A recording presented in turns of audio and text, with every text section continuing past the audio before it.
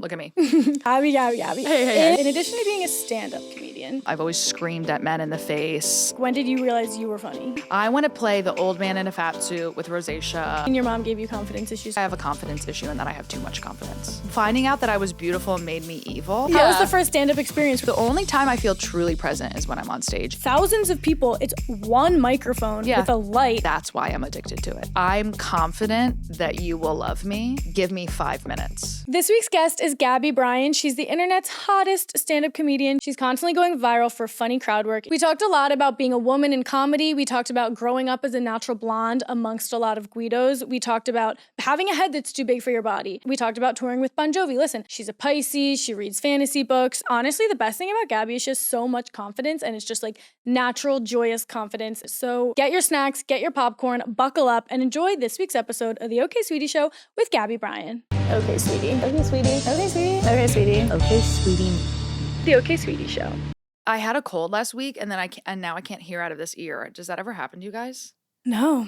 Maybe this is like maybe this is age. Maybe age is attacking me. Are you hearing me? I'm hearing you out of this. Okay. This one. I actually feel like my equilibrium is completely off. I keep running into walls. I'm like Totally. I'm feeling geriatric. I'm leaning it. I'm going like I'm feeling very Jewish. Like my Jew is being activated. Gabby. Hey. In our research of you.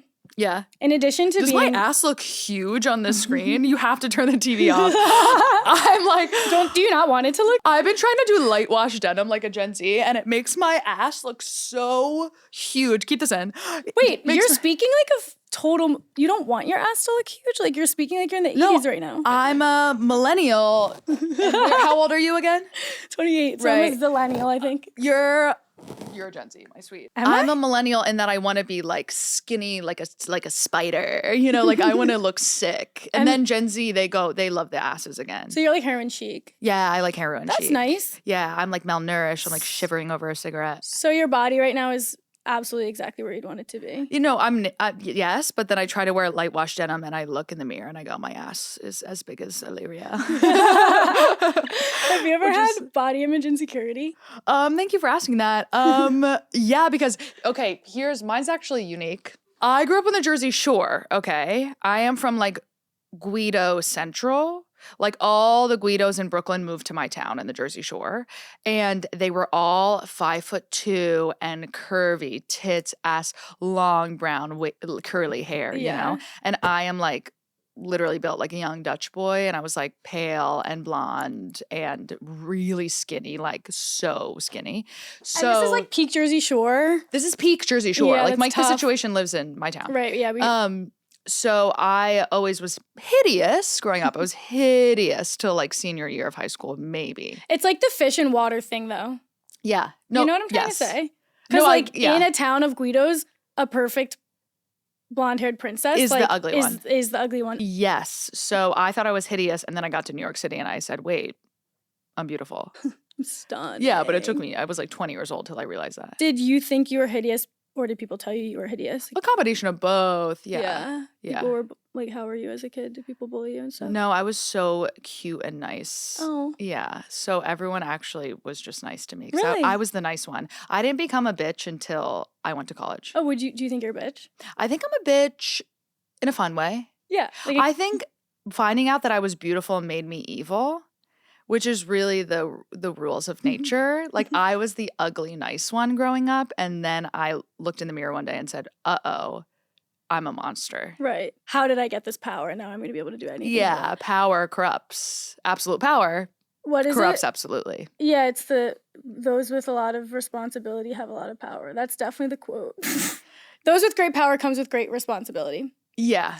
So this is how I was going to start, but we're just like have so much chemistry. It's really hard. It's hard to stay focused. In addition to being a comedian, in our research with you, in addition to being a stand-up comedian, correct, and extremely viral online. Thank you. In our research with you, we found out that you have an Emmy.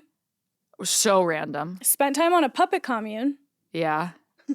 Played Mike the Situation in a play. Correct. Play him or just it was a one? Like, what? Are you currently still like touring with the play? No. That's in the past. Okay, you shut. But it's a beautiful part of my history. And you also have a boob job, and we're both Pisces. Yeah, you're a Pisces too. When's your birthday? February 23rd. Okay. So I'm kind of a cusper. Yeah. Which is embarrassing. Wait, but the cusp is Aquarius. Yeah, which I don't know much about. Aquarius, both my parents are Aquarius. Aquarii. Both my parents are Aquarii, and both my best friends are Aquarius. Interesting. So I actually really get along with Aquarius. I don't like. But they're crazy. Like Julia Fox is an Aquarius. Oh, I like crazy. Yeah, so they're very like artsy fartsy. Like, Yeah. Pisces were like, I'm freaking out. I'm double Virgo Pisces. That's good because so I don't know. I only know like 4 astrology signs, and I know everything about them, but I don't know a lot about the rest. That's like how my I only know about girlhood Pisces, which I feel like is manifests. very Pisces of me. Yes. Yeah. I'm a Pisces stellium. Do you know what that means? No. That means that almost all my planets are in Pisces. Almost every single one. So you cry every day? I literally cry at everything. If Yeah. I see like a beautiful tree, I cry. Same. Oh my God. But I love that about me. I love life. Yeah. I feel Yeah. like you love life. I feel like that's why I listened to the podcast with your dad, and I was like, wait, I feel like I love Gabby. She's so happy and positive. And like, Aw. I'm the same way. Yeah, no, life is magic. Yeah. And which brings me back to my love for magic. Right. It all comes back to like fantasy books. Yeah. Yeah. It all comes back to me being a Twilight kid at my core. Okay, so obviously I have a crush. Like, how do you live without a crush? And Yeah. my crush is a Virgo. Currently. And I currently, Okay. I actually have 2 crushes. They're both Virgos. Wow. And I know, not to brag. And I'm like, what is Virgo? I've never known this sign. I looked up Virgo. Virgo is the soulmate sign for Pisces. So the fact that you're both a Pisces and a Virgo in one, that says something I'm my good. own soulmate. Yeah, there's something good about that. Does that, like, not to be, I'm not obviously anti-gay, but does that go for what are you about to say? like soulmate? Can it be, I'm thinking of it very traditionally. Is it like a Virgo man and a Pisces woman? Or is it just like I is don't it just know. a soul? I think it's just a soul. I think it's just a planet situation. Fuck, I don't want that. Maybe you're more Aquarius than you are Pisces. What? I don't know. I'm confusing first of all, myself. how dare you? I am confusing myself. As a fellow Pisces. I want to be clear that I do not have a chokehold on astrology at all, but I am reading Zodiac Academy. So like 2 people who know nothing about zodiac signs talking about zodiac signs right now. That's what it is. We're like girl Sims. All right, we actually need to unpack a lot of this. So you Okay. grew up in New Jersey. I need to pop my ears. Can you Fine. hear now out of that one? No. You grew up in New Jersey Yeah. with a bunch of Guidos. You think you're this ugly little kid. Mm-hmm. Were your parents together? No, my parents got divorced when I was 10. Okay. But they're like, my dad is from North Jersey. My mom is from South Jersey. They trash, which is both kinds of trash. Mhm. And then they raised us in Central Jersey, which exists. And is that like where it all comes together? And it's trash, cleanliness? Yes. Yeah. But I always Oh, say that's nice. that I'm half Jewish, half white trash. So like It's a great combination. that was the mix. They got together in high school, divorced by the time I was 10, remarried, all as well. all as well. And have you always been close with your dad because you have a podcast with him? I actually thought my ear just popped. By itself? I could hear. Let's see how long this lasts. Everyone's freaking out. Thank Everyone's you. screaming, crying. Thank you, God. Cauldron. Thank you, God. Thank you to the Cauldron. Me believing in God only in this moment. Okay, so I did this podcast with my dad because one day I looked at him and I said, "One day you will die." And that realization hit me. And I was like, I need to get as much footage of you and I as I can. So when you die, Smart. I could play it at the funeral, make it about me. You know what I mean? Like Absolutely, yeah. rewatch, cry. But I thought it was going to be bad because he's so PR trained, Mm. which is hilarious that my dad is PR trained. That I thought he was going to be sort of shy because he's a shy guy. And then he just blooms on this podcast. Yeah. I don't know. You guys are both so like positive and fun, and just like the intro song immediately, like when you both sing the intro song, I was like, oh, I'm lit up. Wait, the story of that song? Yeah, tell me the story. I was in like 3rd grade or something, and my dad's like, "Let's write a song." And we have a full recorded song of me being like a squeaky little 3rd grader, and we wrote like lyrics, and it's the theme song, and it plays at the end of the podcast. Cute. Yeah, it's actually so cute. It's really good. I'm like singing about jumping in the pool. Yeah. Like it's adorable. Yeah. For the listeners who don't know, which like maybe you're uncomfortable. No, you're not. I don't care. think you are. Your dad is the pianist of Bon Jovi. Yes. So writing a good song is like not a surprise. I mean, we like ripped this song. No, you ripped it. How was it touring with him growing up? Okay, so we only really toured during the summer. So I Why? had sort of, because we had school. Oh, yeah. So I had a very like Hannah Montana lifestyle. As in the that- only blonde also in a Guido As the only school. blonde. It's perfect. With You Bet Your Ass I had bangs. Yeah, You yeah. Bet Your Ass. So we toured when we were babies, which I obviously don't remember. And then once we started going to school, we would just like go to normal public school in New Jersey, same town my whole life, never moved, same kids my whole life. And then in the summer we would go on like these crazy So world instead of tours. camp, Instead of camp. you went. But I actually resent that because I really wanted to go to Jewish summer camp. Yeah, I was so jealous of the kids who went to Jewish So summer camp. jealous. Yeah. And I had to go tour with my dad. How dare he? And how dare he? And my dad's a super Jew, and he went to Jewish summer camp and hated it. So he was like, "You guys don't have to go." Like I was forced into going, and then we missed a whole part of our culture. Yeah, it's a big part of the culture. Yeah. And it's very East Coast. Do you think that being around the arts made you want, like, what did you want to be when you grew up? I sort of had no idea. I wasn't raised by the kind of parents who were like, "Do your homework." You know, My parents didn't give a fuck. my parents did not give a fuck. Like Yeah. there was no like direction they were pushing us in. Like I was dying for a tiger mom. You know what I mean? Like I didn't get any sort of guidance. Wait, what's a tiger mom? You know those really intense moms who make you Like a dance mom? yeah. Yeah. A tiger mom's like a mom. I think it's an Asian mom who makes their kid be a doctor or something like that. Like an engineer. Once again, my dad was traumatized by being a Jew, and his parents were like, be a doctor, be a lawyer. Mm. So he just put like no rules or regulations on us. So I was just out. I was out in society being like, I don't know what I'm doing. Yeah.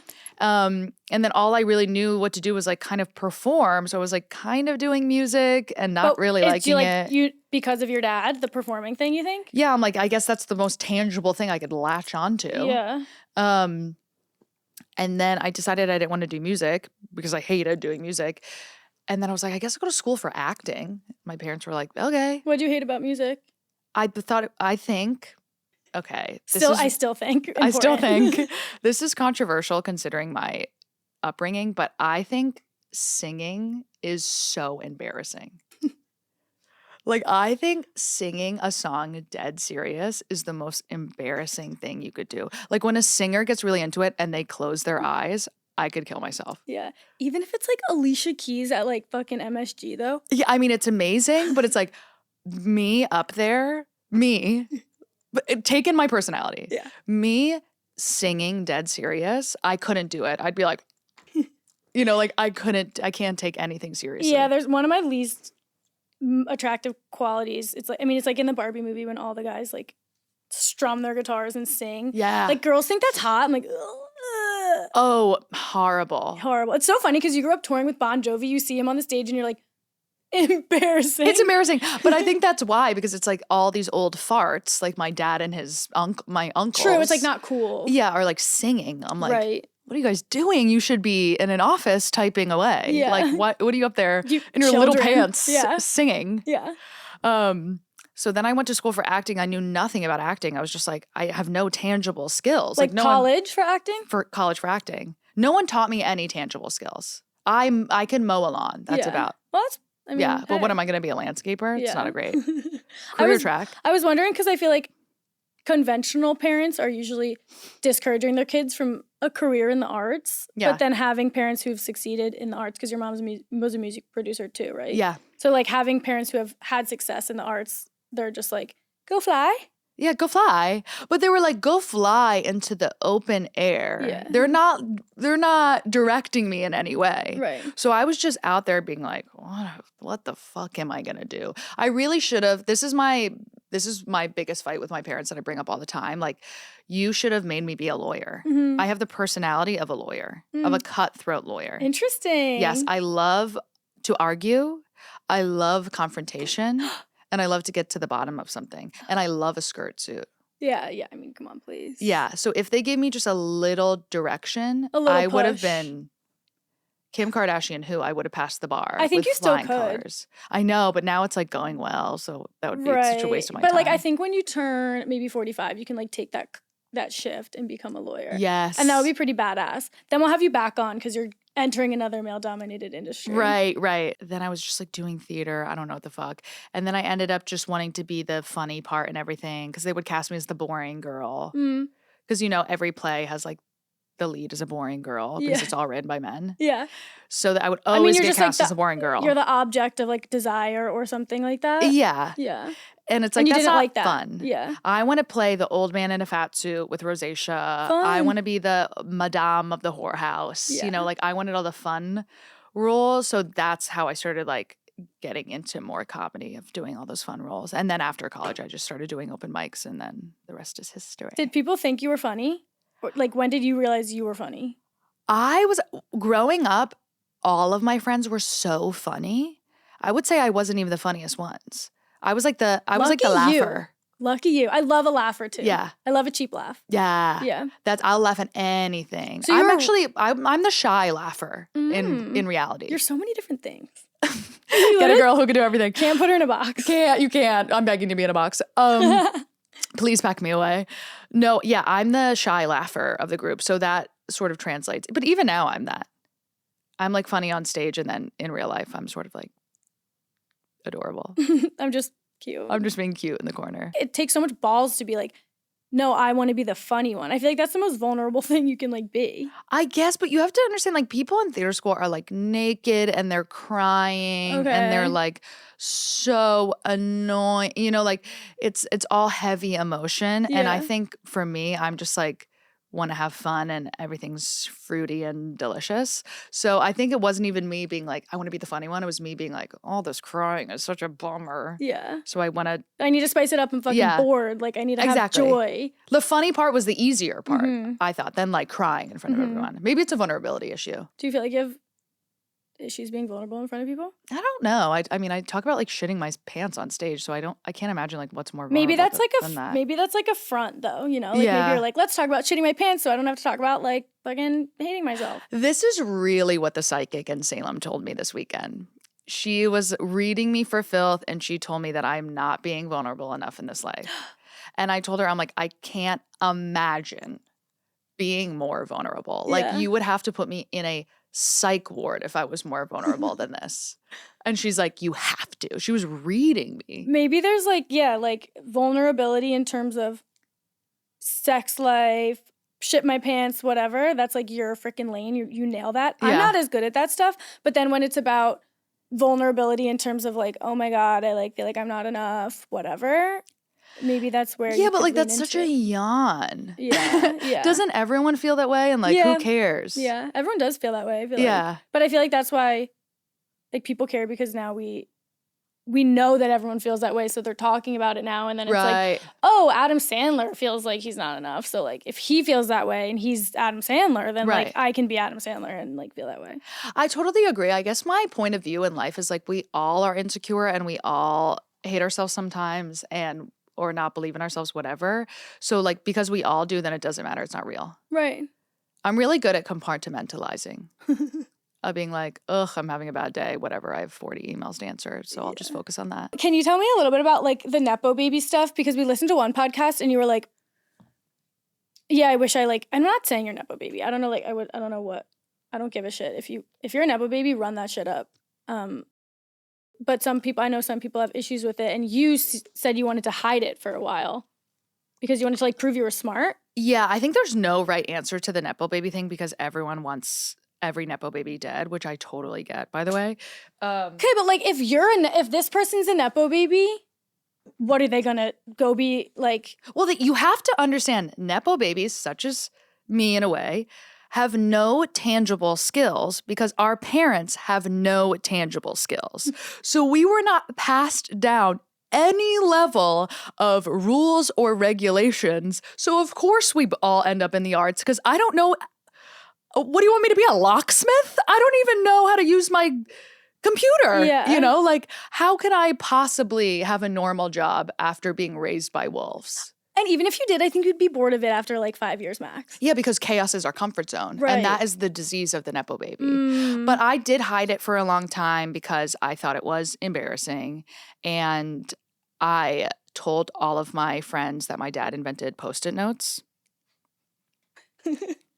Why is that less embarrassing than being? I don't know. Because me and my brother were like, I have a twin brother, and we were sort of like riffing one day, being like, what's our lie? What's our lie going to be? Because we can't tell anyone, you know. So How it's old are like, you at this point? I was 16 or something. And we're like, you know, we have sort of a big house, so we have to explain that in a way. And we were like, let's land on something fun. And that's our dad invented Post-it notes. It's a really good random item. I think it's really cute. Yeah, it's really and cute. when you know, me and my brother were both sort of cute, like we're both really bubblegum. Yeah. Like I think Post-it notes really land well with our personalities. Yeah. But so I hid, when I first started doing comedy, I hid the fact that my dad was like famous, if you will, for like 6 years. Really no one knew. But I wanted to start anew, you know, because I grew up in the same town my whole life. So everyone knew and no one cared growing up anymore, because it was just like, we've known each other for 20 years, so no one cares. Yeah. So I'm like, what would happen if no one knew? What would that be like? So I was just living in mystery. And then people started finding out when I was like 6 years into stand-up. And at that point, I had built my career by myself, that it was fine. You can know now. Nepo did nothing for me. You know, I wish I leaned into it more. I wish I didn't hide it. I would love to be Maya Hawke. Do you feel like there was Maya Hawke is whose daughter again? Ethan Hawke and Uma Thurman. Oh, that's fucking badass. I did not know they were together. Yeah, they were. I think they're divorced. I feel like Ethan Hawke is so Uma hot. Thurman's I'm having a big moment with him. I was gonna say Uma Thurman's way better than him. Is he hot? No, Ethan Hawke's so hot. He's too pointy for me. He is pointy. Yeah. No, I wish I was like confident in the fact that I was a Nepo baby and used it and wielded it and monetized it. Like I was like being a stubborn bitch, being like, I'm going to make my life on my own. You wanted to prove yourself on your own? Yeah, and I had to work so hard. Yeah. Like, ew, I could have been not working at all. Yeah. These Nepo babies are flying through these doors. Yeah, right. I mean, and I was taking the goddamn stairs instead of the elevator like an idiot. I think the truest thing about adulthood is that you just end up someplace. Like I didn't plan to be a stand-up comedian. I didn't plan anything. Yeah. I just sort of took my life day by day, and then 10 years passed and I'm like a professional stand-up comedian. Yeah, I don't you're remember fucking killing it. I never decided to do this. This was never mapped by the stars. Like I just ended up here for no goddamn reason. Do you feel like there's destiny and stuff in that or no? Only because I'm reading Zodiac Academy. Like when I like to read fantasy books, obviously. How was the first stand-up experience? Were you scared shitless? Did you prepare? I took a class on stand-up and then I did the open mic. So I was like totally comfy because I love school. What's this process of studying for stand-up? Well, it's all joke structure. So you write a story and then you rewrite it in joke structure. Yeah, we had a couple people, some of our friends are fans of yours and they wanted to know, how do you write your jokes? I like it started off when I first started doing comedy, it was very structured because there's like a certain like equation to stand up. So I would write a story and then I would rewrite it in the setup punchline tag, which is like setup is like the premise, punchline is the funny part, and then like the tag is like you try to KO them. It's like a double punchline. Yeah. So back in the day, I was very like mic in hand, structured. Now I'm like word vomiting. You're just like not even really preparing. You're just so in the flow. I'm in a flow state. Yeah. So I write like I literally like my eyes roll into the back of my head and I'm just like writing like this, and it's just word vomit. Do you base it off of like real situations in your life? It depends. Like I've been writing, I wrote about this one psychic I went to. I wrote like 20 minutes on them. Mm-hmm. Or I've been writing a lot about like getting Botox and filler, and I've been writing a lot about aging, and like it's sort of just whatever. Mm-hmm. Stand-up is really just whatever you're laughing about with your friends in that moment. Yeah. And then you just translate that. But it's smart because you have to like clock it and then translate it into, this could actually be a joke. Like you just have to be so present. Would you say that's true? Yes. Yeah. The only time I feel truly present is when I'm on stage. And I think that's why I'm addicted to it. Cool. Because I'm such a Pisces, I'm in the clouds. Yeah. I'm always daydreaming and thinking about 2 weeks ahead of where we are now and whatever. Yeah. And then when I'm on stage, I'm like zeroed into the moment. Like I have such a bad memory in real life. And when I'm on stage, I can remember every single person's name in the room, what they do for work.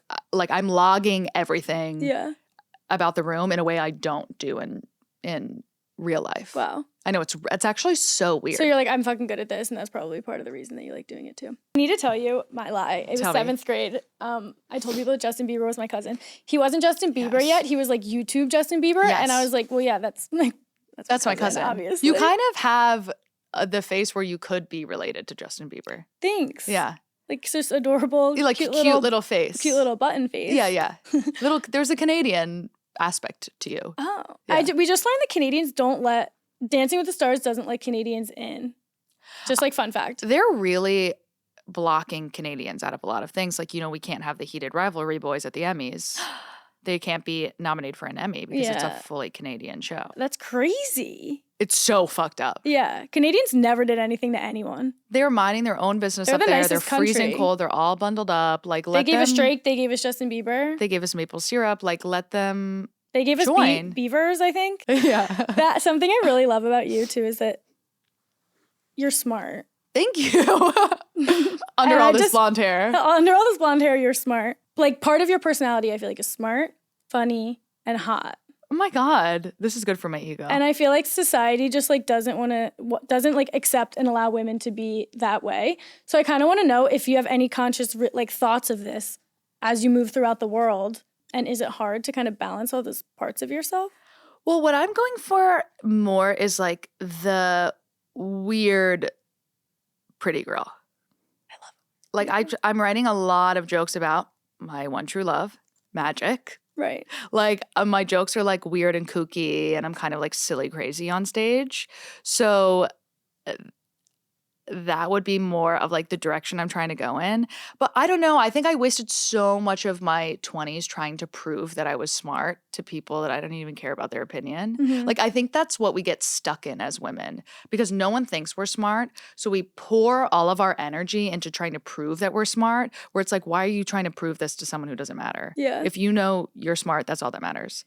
So the moment I sort of like released the need to like be really good in a conversation and use a lot of big words and study everything. Like the moment I was just like, girl, relax and just be yourself was the moment I was free. Yeah. And now I'm just like a goofball on stage and it's so much more genuine,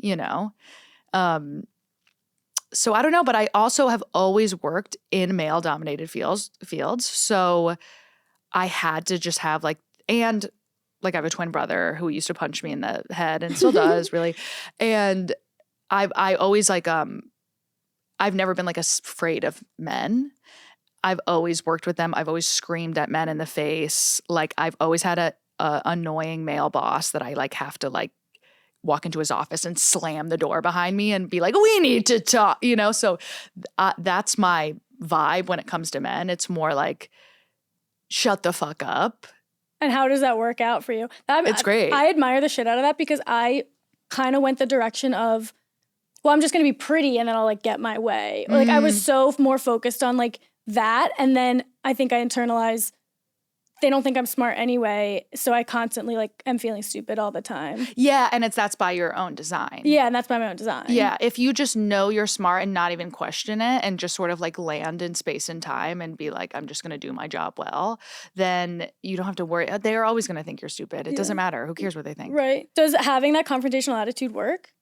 For me, it does, but I'm from New Jersey. Yeah, like that's just you're a part good of at our it. personality. Yeah. And my first boss was from New Jersey. My second boss was from Boston. Like I worked with a lot of like big macho men who respect a woman who pushes back. Yeah. So that's really where I ended up. But also like I don't have a bad relationship with men because I'm so close with my dad. Yeah.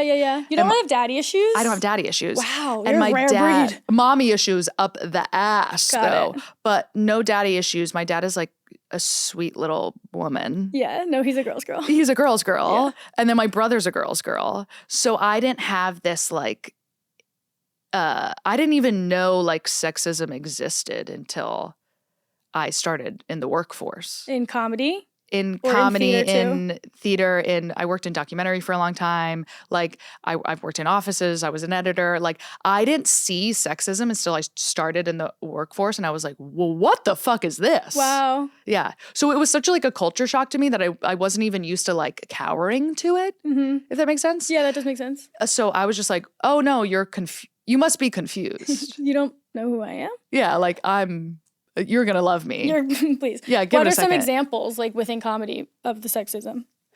Not Not that we need to talk about sexism. What a boring I know word. it's But such more a about yawn, just like but the male dominated like experience, you know, because it's really hard to be a comedian. I was watching Marcelo's stand up last night. so good. I love I'm like, him. dude, it's thousands of people. It's one microphone with a light. Like I just have so much admiration for comedians because I think one, they have to be really smart and observant. Two, it's like the most vulnerable, scary thing to try to make someone laugh.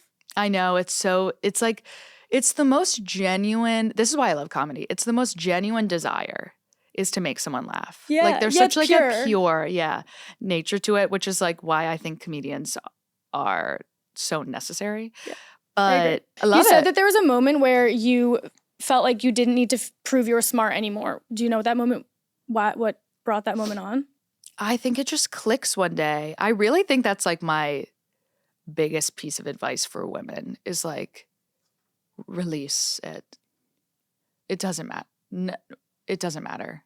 You don't have to prove that you're smart. You are. Yeah. Why? You are, and people might not believe you anyway. So And that's okay. Who cares? It literally doesn't matter. Yeah.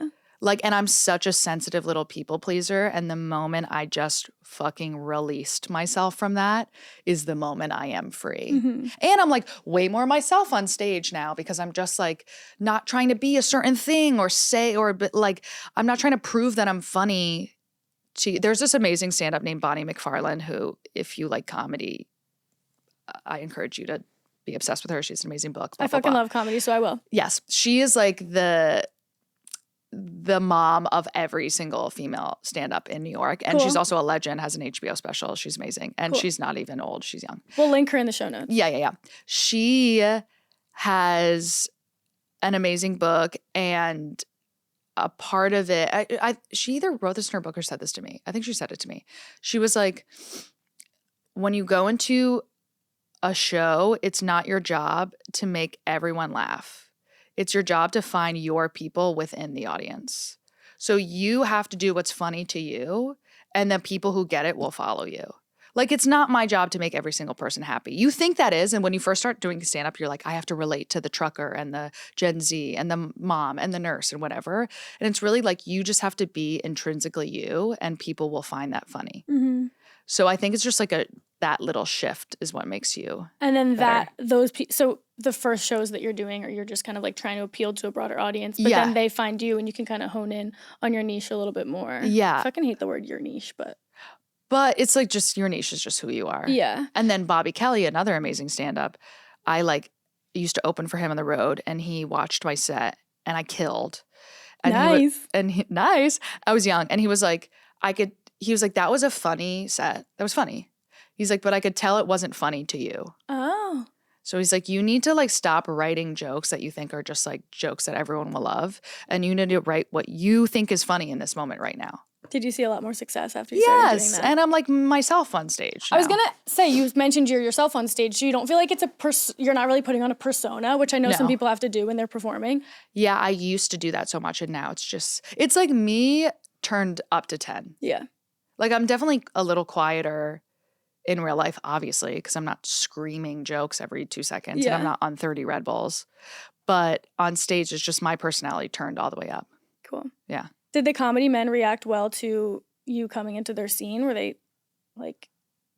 I like caught the tail end of the like shitty part of the stand-up world. Yeah. That like Amy and Nikki and all those girls came up in that was like traumatizing. Yeah. I caught like a couple years of that. It was traumatizing in the beginning, and then it was fine.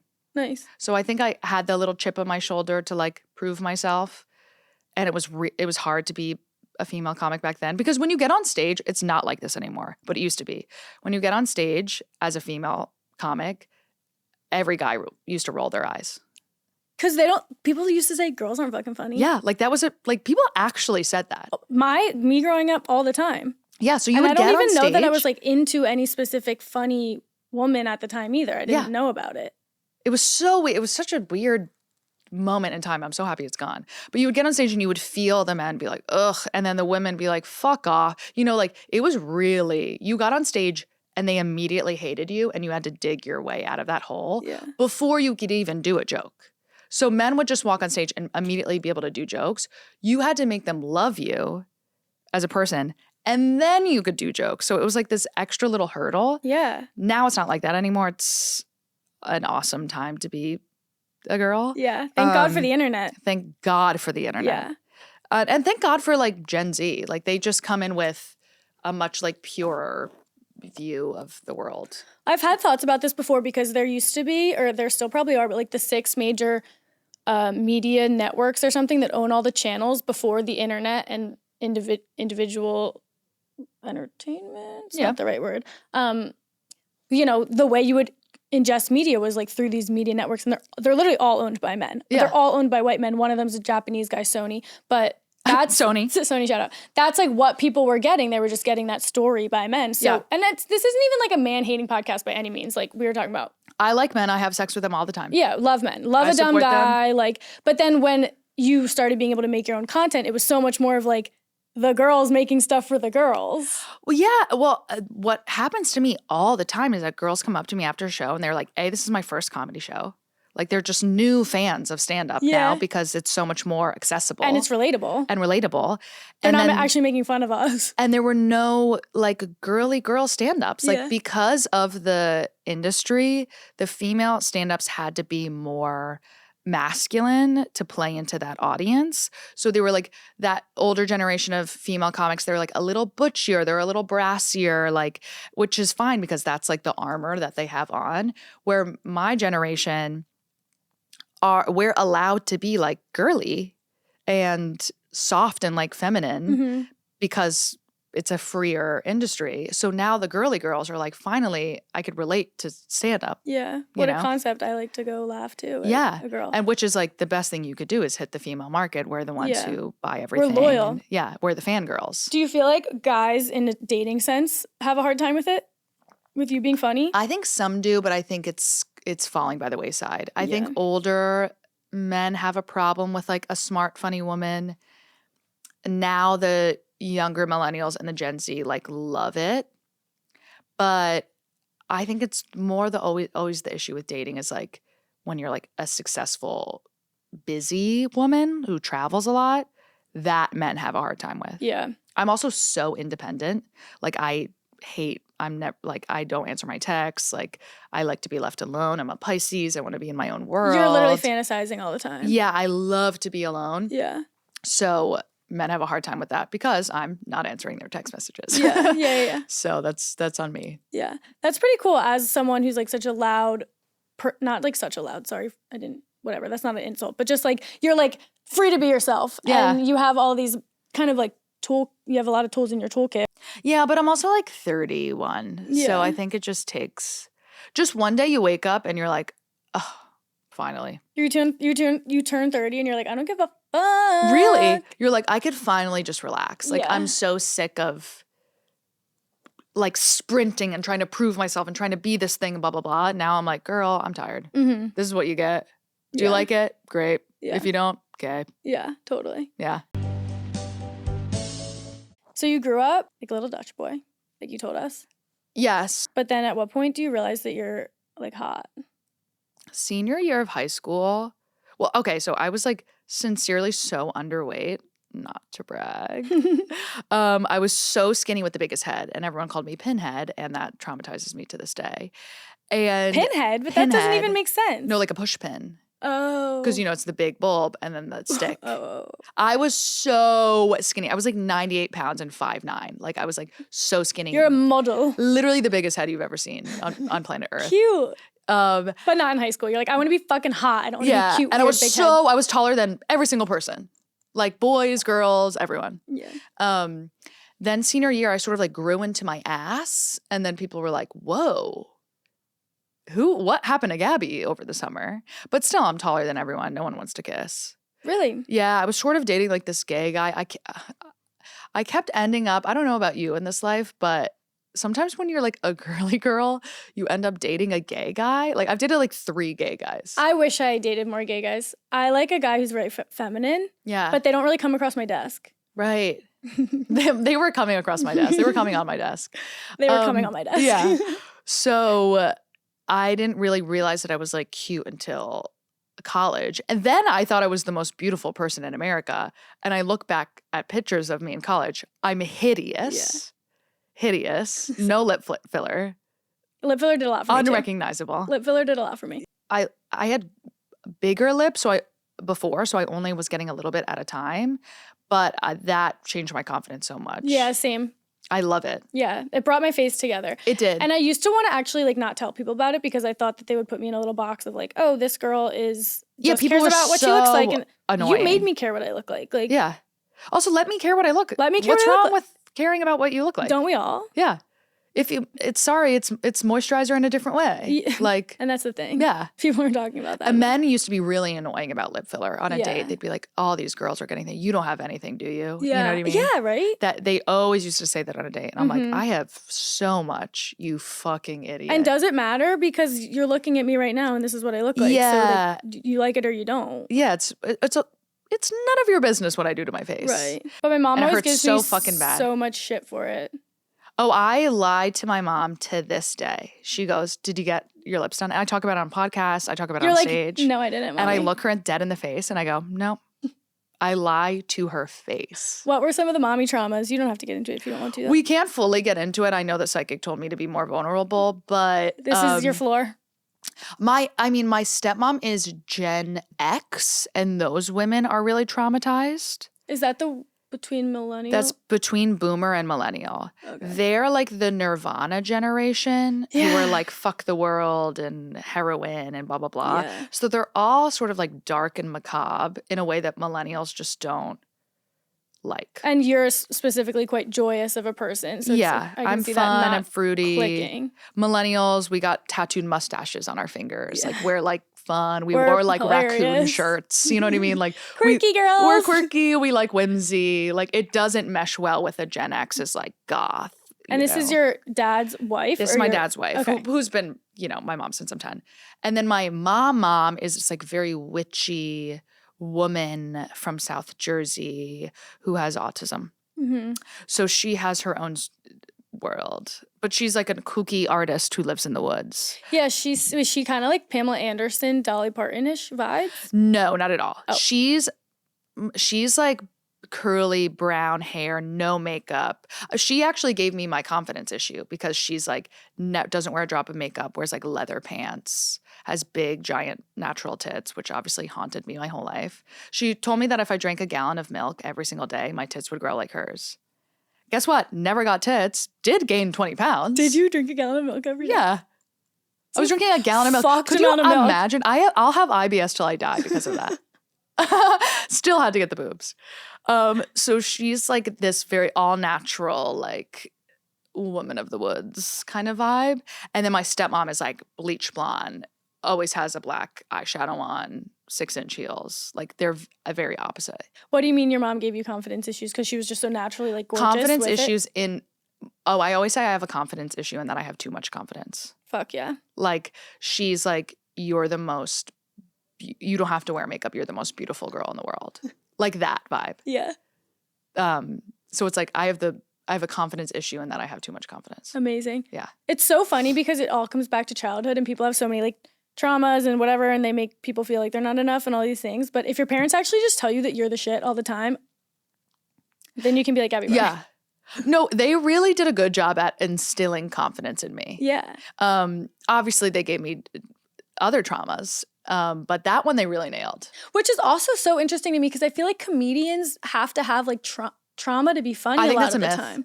Yeah, clearly you're busting it. I'm actually against that notion because people maybe that's the older generation, but they used to be like comedians are actually the darkest people you've ever met and they're alcoholics and blah blah blah. No, like people still say that. Yeah. Yeah, that was just one generation of comedians that were like alcoholics. Probably you could just say that about the whole generation too. It was the 80s. Of course they were fucking alcoholics and Yeah. doing heroin and cocaine and Like that was AIDS the time. and shit. Yeah. Yeah, now it's like a job. Now you just have to be a fun person who likes to make people laugh Yeah. and that's enough. Yeah. That's really good to hear because I sometimes wonder, like, because I'm on this journey of trying to, I go to healers, I go to therapy, all this stuff. Love it. But then you hear about someone like Michael Jordan, he's like the best of the best and he had like so many fucking issues. So I'm like, do I have to have issues to be like great? No, I think you have to have a chip on your shoulder to be great. But I think that chip can look like anything. Do you have a chip? Yeah, I think the chip on the shoulder for a woman is like what we talked about, which is like you have to prove that you're good enough. Yeah. You know, that's why women are such hard workers. Every single woman is because we've always been told like you can't do it. So now we're like, I bet you I fucking can. Yeah. I think that's the chip of women. So all my friends who are female comics, like they don't have that many issues. They're just like working really hard and ended up here. Yeah. Men, it goes either way. With male comedians? With male comedians. Sometimes they're just like really just autistic and loved Seinfeld, you know, and that's enough. And that's all it takes. That's all it takes. They're like, I want to be cool like that. Like, I think just being a male stand-up was so cool and men love to do that. And then there are the ones who are like narcissist and need attention. But I think that's fizzling away. I think men just really like Seinfeld. Right. And that's I love that for them. I love that for them. I think they're so sweet. Yeah. Yeah. Men in general. Some of the male comics are just like, not the older ones that you think, when you go male comics, your mind's eye goes to them. I'm talking about like the ones of today like that Marcelo. are working. Yeah. Like Marcelo. Yeah. Like this generation are just like cute little boys who love a joke. Yeah. Yeah. Have you ever met a man that's funnier than you? Of course. Would you ever date a man that's funnier than you? Yes. Yeah. I would never date a man who isn't funnier than me. Ideal case scenario. Yeah, really. they better be funnier than me. You know, I love like the man-hating rhetoric of today for the girls. Like I do love it, but I feel like you and I can vibe on it where it's like, we kind of got into it a little. It's like, I actually love guys. Like I love like a dumb fucking guy. Yeah. That's like important to me. I love a man. Yeah.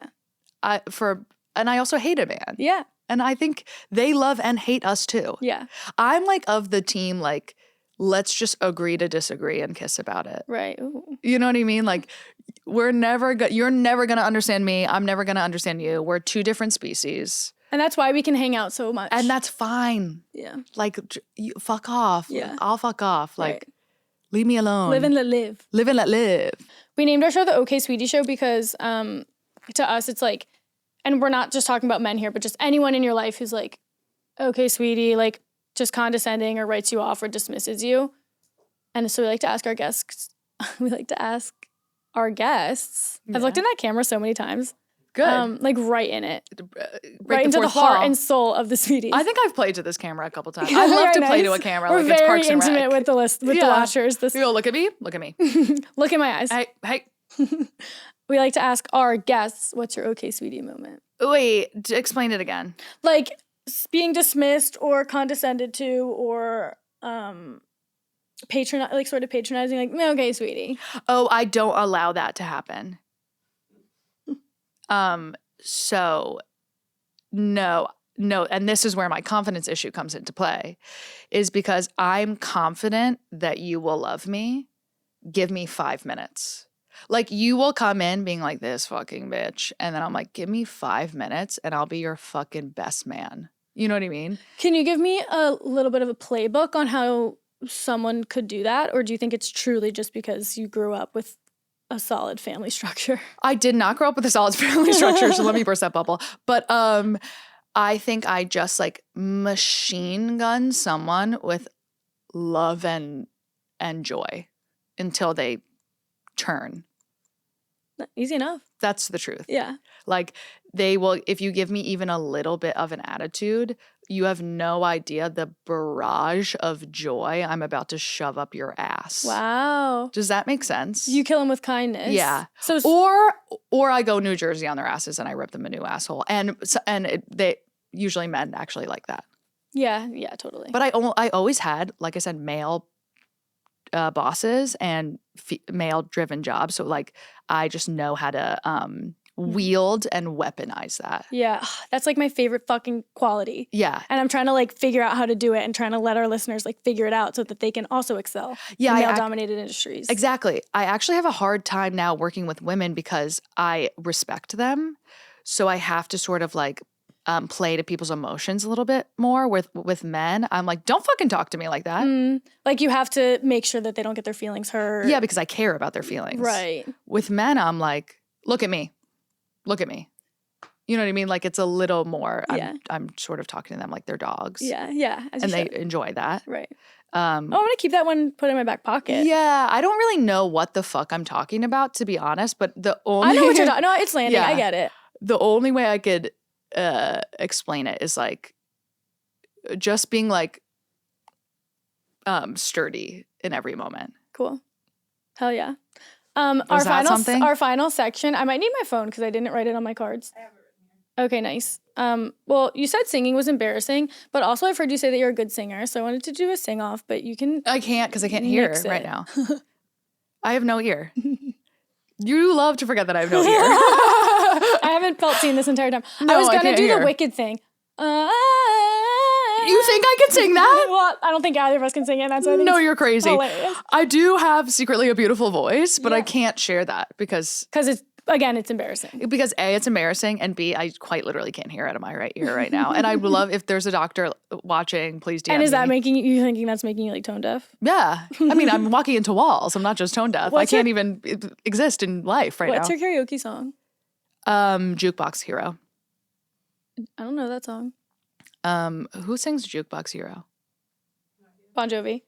Oh, can you imagine? Foreigner. The first track in Hercules, the musical, and also Meg's song in Hercules. Big Hercules fan. Yeah. I'm more of a Milan girly.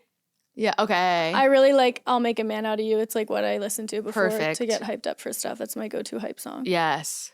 I actually never am the one to sing karaoke. I just like to watch. Now that I perform on stage, I'm like, in real life, I'm desperate for people not to look at me. Yeah. Liking to watch karaoke is a really hot take. When I'm in a karaoke scenario, I'm like, get me the fuck out of here. I love to watch people make a fool. I think it's cute and darling. Yeah. But also I went to theater school, so all my friends can really sing. Yeah. So we go to karaoke and they like sang, you know? I feel like my friends are literally shining. Yes. Oh, I love She-Wolf by Shakira. That's a good, because she goes, oh, yeah, that's fun. And then there's a lot of like, I like that. That's fun for the whole family. Yeah. That's good family fun. Our segment, that we always are really, really smart and clever with our segment. Names are rapid fires. So this one's called Let Me Ask My Sweetie. I loved that. Who's the most famous person in your phone? Your dad. I actually have some crazy phone numbers from when I used to produce this podcast back in the day. Like I have all the famous comedians' numbers because I used to book on a podcast. I have John Bon Jovi's number. It's pretty famous. My dad. I have Shane Gillis's number. Yeah, I have Hannah Berner's number. I would say John Bon Jovi's probably the famousest. Probably John, yeah. Yeah. Fuck, marry, kill. I was going to say John Bon Jovi, but that feels fucked up. Ew. Fuck, marry, kill. Marcello, Shane Gillis, Dave Chappelle. These are my friends. Not Dave, I don't know him. But these are my other friends. You say, I can't do this. skip. Okay. Ew. Who's your favorite comedian that's not your friend? Joan Rivers. Oh, R.I.P. yeah, R.I.P. She's my blueprint. Yeah. Advice to your younger self. Relax. What's one product you can't live without? Silicone boobs. All right, Cassian or Rysand. But here's the thing, actually, first and foremost. Okay. Everyone who's currently reading the first book of Avatar, skip right now, but... Yeah, don't listen to this. Tamlin, like when it was between Tamlin and Rysand, it was Rysand. Also, how do you say Rysand? Rysand. I say Rise, but I say every single name wrong. Famously, I get ripped apart online. It was Rysand from The Jump because it was either like the jockey quarterback guy or it was like the artsy skater boy. I also hate a blonde man because like it feels like I'm fucking my cousin. Yeah. You know, they're just too frail for this world. Yeah, they're too frail. You know? Yeah. Like men should never be blonde. So were you into Jacob over Edward? Yeah. No, I actually just mentioned this on a podcast and I got ripped to shreds because I could not pick a team because I'm such a Twilight kid. Like I've read every single book 10 times and I love them both so much. I can't choose. I see my life with each of them so clearly. I get it. Yeah. You're a woman of many dimensions and you shouldn't have to pick I'm really Carlisle. I'm team Carlisle. Oh, yeah. But I would have been the Volturi for sure. I would have been the evil vampires in Milan who like kill everyone. See, I only watched like 3 of the Twilight movies. I Yeah, tried. you're gonna have to change that. I know. I tried last year, and I was like, he's so toxic, but I liked it. You have to read the books. The movies don't even scratch the surface. Yeah. Yeah, I was never into Tamlin. If anything, I was into Lucian more than Tamlin. Oh, the redhead. The redhead. Yeah, but he was like, because he has a scar and he's a Right. little more mysterious. Mhm. I love a man who hates his family. Yeah. You know what I mean? Yeah. But Ryzen all the way. between him and Cassian? Yes. Really? Yes. Why? He There's- gets like boring. He's married. He's having a kid. I know. Cassian's there for spoiler, Nesta spoiler. till the end. Cassian is a and little. she's a bitch to him. And She's such a bitch to him. But I just like how Ryzen is a little more like sensitive and like stares at the sky and he's like, why? You know, like I really love like introspective man. And he did write her that really cute star, that whole. And I love that he like his mom sewed all of her dresses for her. Like he's like picking out her clothes. I love that. I love a man who picks out my outfit. Yeah, crazy take. Crazy take. Crazy take. Could But like a man who never- opens a door and it's just like a whole closet for me. Come. Come everywhere. Well, here's the thing. They can have a closet for me with my clothes, but if they try to pick it out, it'd be fun to maybe do it together. Yeah. But it's like, you don't know what this means, but maybe someone will. In Zodiac Academy, like the 2 hunks are Darius and Orion. Hot. And one is like the brute Cassian sort of dragon. And the other one is like the professor. And I like the professor. I mean, that's a good point. I kind of forgot he was like brutish. It's kind of an ick. It's a little, I respect it. It's not for me. Mm-hmm. Right. Yeah, I think you have to be a much bitchier of a woman to like that. Being like, you know, I like a sort of gentler man. Yeah, I think I like that hypothetically, but I'm glad we got to the bottom And of this. Ryzen has purple eyes. And how fun is that? And he's so hot. And When his you're- wings can go away. I don't want the wings the whole time. When you're reading that book, are you just like sitting there crying the whole time? I've never experienced the emotion. The thing about these fantasy books is that they healed my inner child. Yeah. And I've more than therapy ever has. Mm-hmm. I start to see the world through the books. Yeah, I'm not And I'm living like, in this this reality. is what they're talking about. Actually, magic is real and it's right in front of my face. No, fully. I'm like living in the night court. Yeah. I'm not. Yeah. But it does make it hard to like date and meet people because. Oh, the bar is so high. Because I'm like, you better have wings. You better show up to my apartment, grab me by the neck, Right. tell me you'll kill for me. Like You need to be 6'4", you need to be tatted, you need to like Yeah. have nobility. you better come from a royal bloodline. A royal bloodline. Or And I'm you- not swiping right. And you better have like one of your values better be like honor for the ages. Yes, Yeah, and like your country and your woman. 100%. But maybe not like your country. Your court. Your By court. country, we mean a mystical land that doesn't exist. Illyria. Illyria. Yeah, no, you better have like a bloodlust for good. Yes. Yeah. Unshakable value system. Yes. On top of being Inhuman strength. purple eyes, the most gorgeous person I've ever seen. 6'4". Don't full talk head to of me. hair. Biggest dick in the world. Yeah. Yeah. And like makes love to me like, I'm the last woman on earth. yeah. No, it's like these books are actively ruining my life, but I've never been happier. Right. Absolutely. I like someone who like confesses their love after one date. I hate that love bombing became a thing because I feel like if someone confessed their love after the first date, I'd be like, yeah, well, this is how it should be, like in a romance. I hate the invention of love bombing. Me too. And I don't understand the psychology of it either. But it's like, I need yearning. Like, I'm a book girl. Dude, that's why Travis Kelce and Taylor Swift are really cute. I'm obsessed with Travis Kelce. Yeah. And I'm not like a Swiftie. I like a handful of songs, whatever. But once Travis Kelce entered the mix, I was like, I'm in. Did you like him before? No, I didn't know he existed. Yeah, irrelevant. Who cares? But his like yearning for her, The way it's so Wuthering Heights. it's like perfect for her. I'm so happy for Yeah. her. Yeah. I can't wait for you to read Crescent City. I mean, like, There's sprites. So just wrap your head Okay. around that. there's sprites. Yeah, like little fire sprites. That of course. And How they- can I not wrap my head around And they that? play a big part and you're gonna fucking love that. There's literally like 35 different species in Zodiac Academy. Like, I could deal with sprites. I fear that me and Gabby could be sitting here talking about this right at the camera for the next 4 hours. So we'll spare you all. Yeah, if you don't get it, you don't get it, and that's fine. Yeah, and you're not for us. Bye. We're obsessed with Gabby, obviously. Are you yet? Because she did have a money back guarantee that you would love her within 5 minutes. But I'm sure you did, because how could you not? She's so joyous. She's so fabulous. And I think everyone should go about the rest of their day with the type of confidence and joy and dreaminess and fantasy that Gabby has. Also, like the way that she has figured out how to utilize men. I love that. I'm going to use that in my own life. Tune back in next week. Another episode of the OK Sweetie Show, your new favorite show with iconic women in male-dominated industries. We're so happy to have you. Thank you so much for being here. If you like the show, please give us a 5-star rating. It really helps to get it out to more people. And just keep being gorgeous. Thank you so much for listening.